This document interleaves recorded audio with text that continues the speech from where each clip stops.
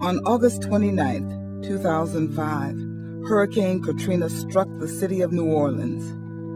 The storm and ensuing flood affected every direct support professional in New Orleans and all of the people with disabilities who received their services.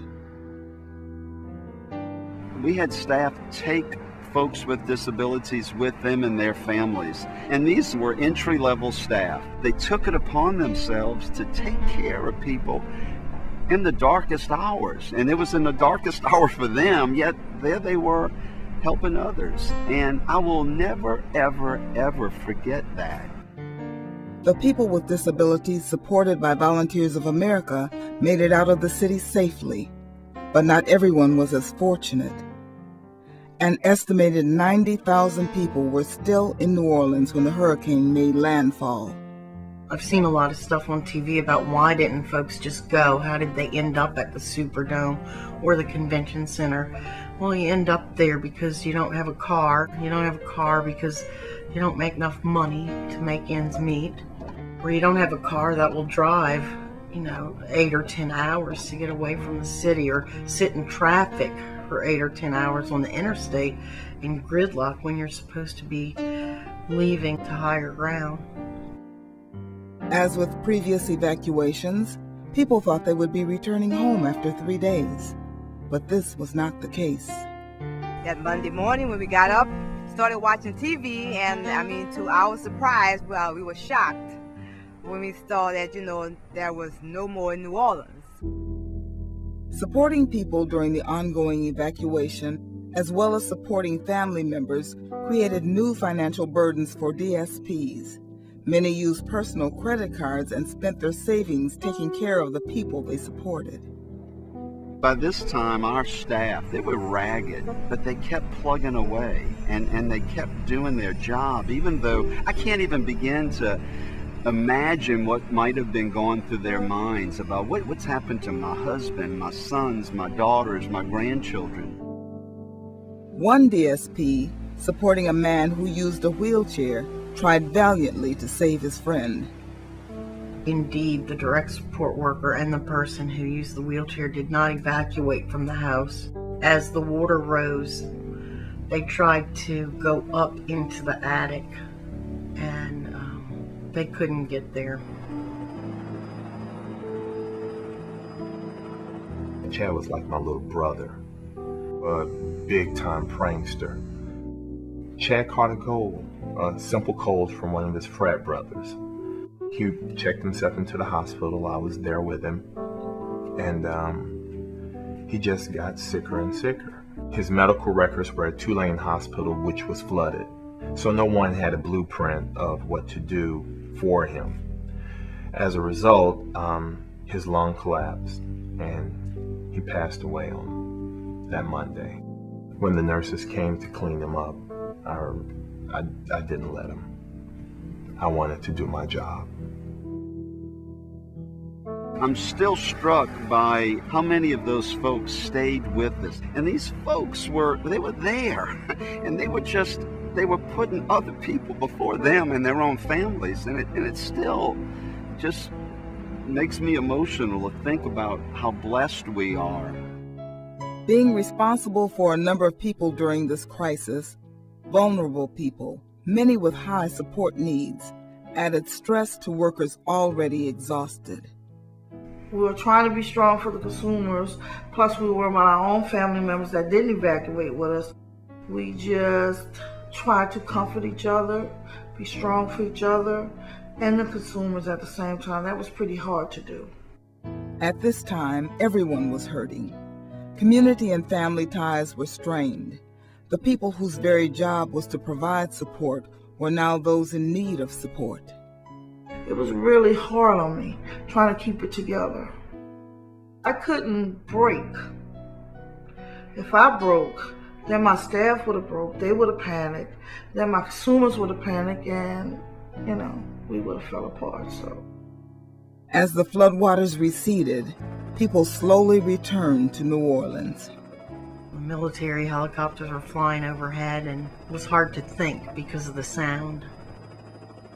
anybody who lives down here that their world has been turned upside down. The smell of the city as we arrived was unbearable. It smelled rotten. The whole city smelled rotten. Everything that the water touched was dead. You didn't want to breathe. I lost everything I had.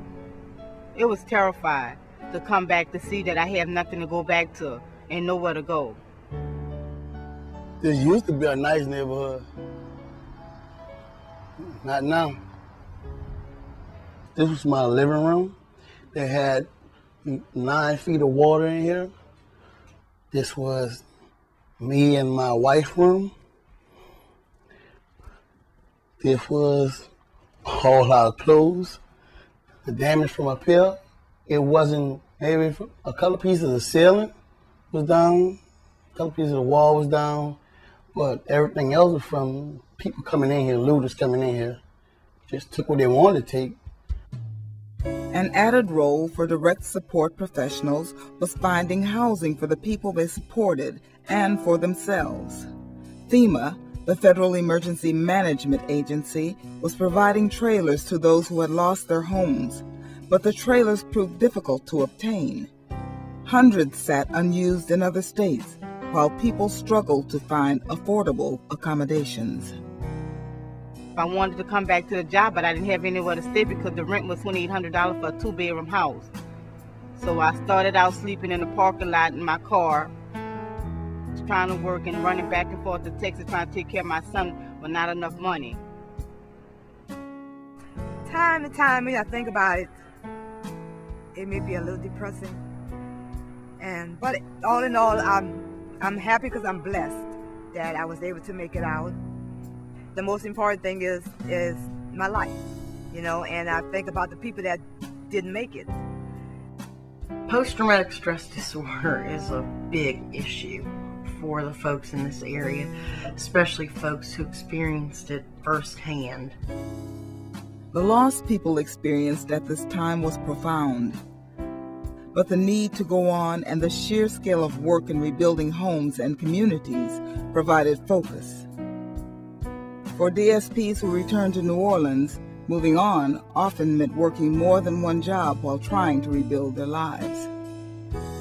The 17th Street Canal brought about 12 feet of water in the area, 10 of it coming into my house. I was okay with it up until I had to gut out my children's room. With so many workers unable to return to New Orleans, the duties of direct support professionals multiplied. DSPs assisted more people at a time, and new hires often lacked the experience and training to work effectively. The labor market value for workers in the metropolitan area is like anywhere from $11 to $15. So a direct support worker can go and work for any retail business and make a lot more money than they can make working with people with developmental disabilities and their families. I have a staff that's been with us 16 years. You ask her what her pay is. It is $7.45 an hour after 16 years. That's not right. You know, she gotta love what she do. We here in New Orleans need to keep reminding ourselves that we are in this for the long haul. We all tend to think in terms of days and hours, and this is 10, 15, 20 years. For the approximately 750,000 people working as direct support professionals nationally, the pay is extremely low, especially when considering the high level of skill and responsibility required. There is a career path for DSPs with opportunities for advancement, but such options are not available in all agencies and communities, and many DSPs enjoy the jobs they have. You know, some people say, well, you can't do better, you know, you should go back to school. Some people actually love what they do. This hurricane has made it abundantly clear to us, if it wasn't clear before, that direct support professionals have got to be recognized as the important part of the labor force that they are.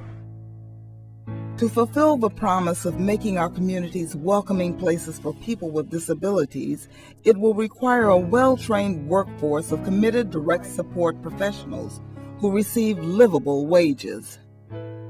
Is this going to be a better city for people with disabilities? I hope so.